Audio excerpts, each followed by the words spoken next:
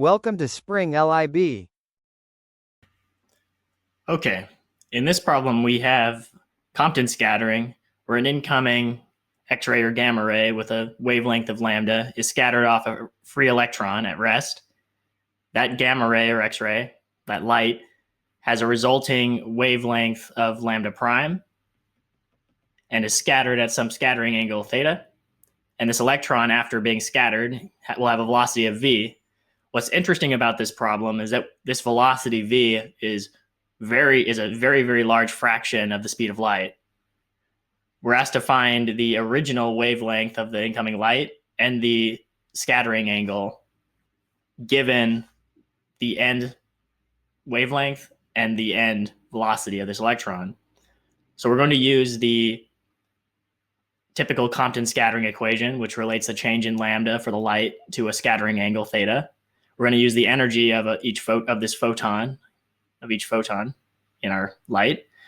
But what's interesting about this problem is that we're going to actually have to use the relativistic expression for the kinetic energy, mc squared gamma minus 1, where gamma is this relativistic factor.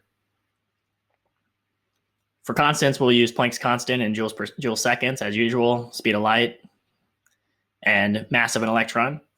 So notice this, if the speed of light is 3 times 10 to the 8 meters per second, then 1.8 times 10 to the 8 meters per second, that's close to 66% of the speed of light, which is what justifies our use of this relativistic expression. So before we plug numbers in, we're asked to actually derive expressions using symbols only for lambda and theta. So let's jump into it. Okay. So starting out, we can use conservation of energy. Well, starting out, actually, we should find gamma first. We know the velocity of this electron. We know how gamma is defined as 1 minus v squared over c squared. All this to the negative 1. So if we plug in our 1.8 e to the 8 meters per second, all that squared over 3 e to the 8, e8 squared, so negative 1. When we plug this in, we will have a resulting gamma of 1.25. We'll need that for later. Now to find our original lambda, instead of using the Compton scattering equation, which will involve two unknowns, lambda and theta, we will start by using conservation of energy. So before this scattering, our light, our photon, will have a energy of hc over lambda. After the scattering, our light will have a new wavelength, so its energy will be hc over lambda prime. And we have to consider the kinetic energy of our electron, which is mc squared gamma minus 1.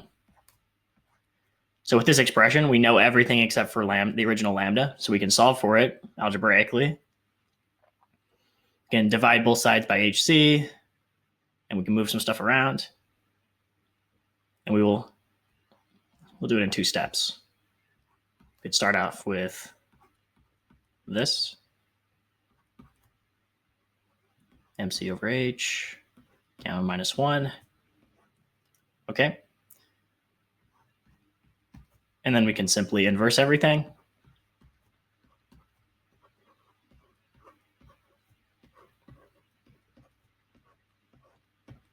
And that's our expression for the original lambda, given lambda prime and the gamma of our particular electron. So that's one step. If we plug in all of our numbers, which we were given, we will find that this lambda is 3.34 times 10 to the negative 12 meters. So now let's go to a new page and look at how to find theta. So now we would start with the Compton scattering equation.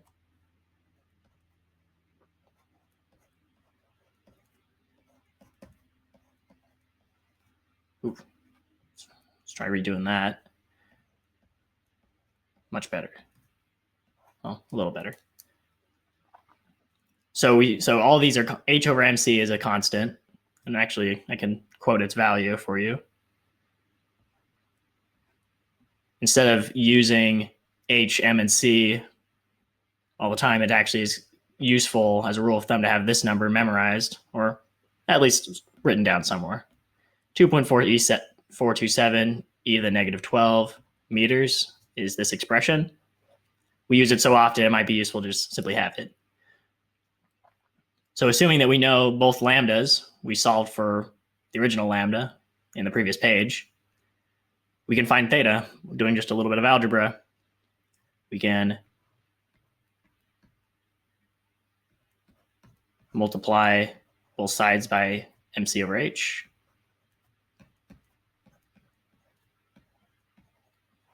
And then we can isolate theta in the usual way.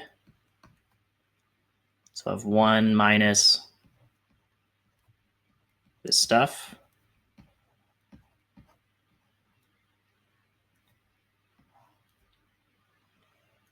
I should have left a little bit of room. Inverse cosine of all of this. And that will be our expression. So plugging in our values for lambda, lambda prime, we would have a result of 74.045 degrees.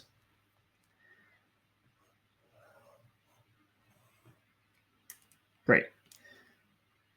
So solving this, finding these expressions for theta and lambda algebraically and then inserting numbers, it's the same procedure that you would see in really any Compton scattering problem. The only twist in this particular problem is that we have a scattered electron, which has an energy comparable to the speed of light, meaning we have to use a relativistic expression for its kinetic energy. So that's the only twist on this problem. We found lambda and we found theta, and that's all we were asked to solve for. So thank you very much.